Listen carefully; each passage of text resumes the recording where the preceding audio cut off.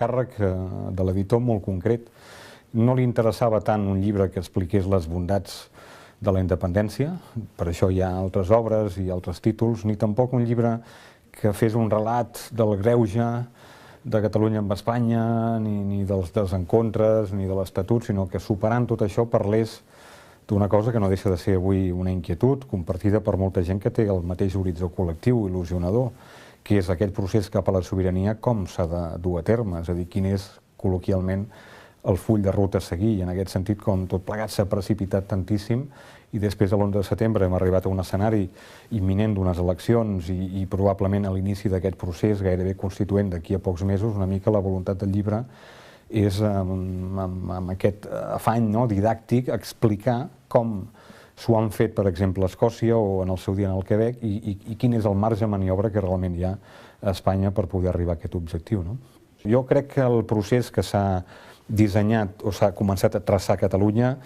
és correcte en el sentit que primer hi ha unes eleccions que hem dit col·loquialment, per entendre'ns que són de tall plebiscitari perquè anem a fer la prova del cotó, anem a veure quina majoria sobiranista hi ha. Quan aquesta majoria emani de la voluntat popular, el pròxim Parlament haurà d'iniciar aquest procés. A diferència del cas del Canadà i del cas d'Escòcia, és evident que el procés no l'inicia un partit únic. No estem davant del partit quebequès o de l'Scottish, sinó que representa que Convergència i Unió en això va convoiat i acompanyat d'una majoria política i també d'una societat civil, diguem que inclús ha agafat la davantera, és a dir, que és la que empeny el procés. Però, evidentment, demana una mica més de concreció a partir d'aquí, és a dir, no s'ha calendaritzat aquest procés, no s'ha resolt un escenari de conflicte imminent, que no és el de l'ampliació interna a la Unió Europea, que ja arribarà, sinó que és tot un altre, que és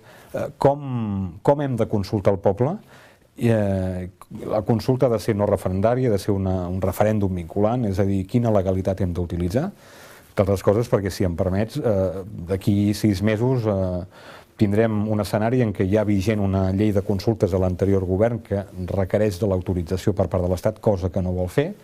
2, si s'aprova una nova llei de consultes no referendària, aquesta serà impugnada, serà suspesa i, per tant, no serà vigent. Per tant, anirem a un limb, a una espècie de purgatori jurídic on és molt difícil que això que han dit alguns dirigents de Convergència sigui factible, que és fer una consulta en el marc de la legalitat espanyola. Per tant, això s'ha de resoldre d'alguna manera. Jo crec que aquest primer escenari de conflicte ja anticipa la intervenció o l'arbitratge de les institucions internacionals a la pròpia Unió Europea. Jo crec que la Unió Europea haurà d'intervenir molt abans del que no ens pensem si és que Espanya no baixa del burro i fa com la resta de democràcies, diguem, liberals i de llarga tradició pluralista com el Regne Unit i com Canadà, que és asseure's civilitzadament en una taula a negociar. El cas d'Alemanya és evident i el cas de Groenlàndia i Dinamarca n'és un altre. Quan Groenlàndia, que tothom sap que és una regió autònoma, una illa enorme, que està molt lluny del continent, decideix que no vol entrar a la Unió Europea o no vol formar part llavors de la Comissió de les Comunitats Europees l'any 85, en queda al marge i Dinamarca renegocia les condicions de la seva pertanyença a la Unió Europea i s'acaba imposant i no hi ha, diguem, un procés de nova planta que implica, diguem, renegociar, no, s'imposa la política i s'imposa el sentit comú i, per tant, allà es va imposar la política, en el cas d'Alemanya també, i n'estic convençut que Europa de moment està fent el que li toca fer i, per tant, tampoc no ens posem excessivament nerviosos. Més enllà de declaracions contradictòries, la tradició de la Unió Europea és exhibir d'entrada una certa inhibició, dir que és un problema d'ordre intern i domèstic de l'Estat, però quan l'Estat no se'n surti i aquest contenciós arribi al seu punt més àlgid, estic convençut que intervindrà. Jo que tinc la immediació d'haver conegut la política espanyola i els dos grans partits a nivell d'Estat, no veig el Cameron de torn, no conec cap polític espanyol amb la talla suficient com per acceptar un repte d'aquesta naturalesa. Però també t'haig de dir que, per l'altra banda, hi ha hagut un canvi també en la idiosincràsia catalana, que era un altre fenomen preocupant, és a dir, el fatalisme i la frustració subsegüent a cada desencontre amb Espanya portava, doncs, això,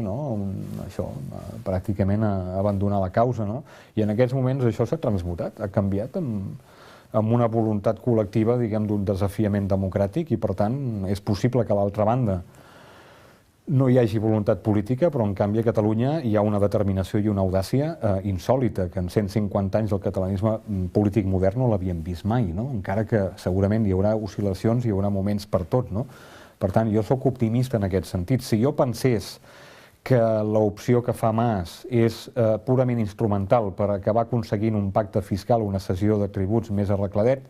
et diria, francament, potser tenen raó els espanyols, és a dir, aquí ens conformem amb qualsevol cosa, amb 4 duros més, però això no ho veig.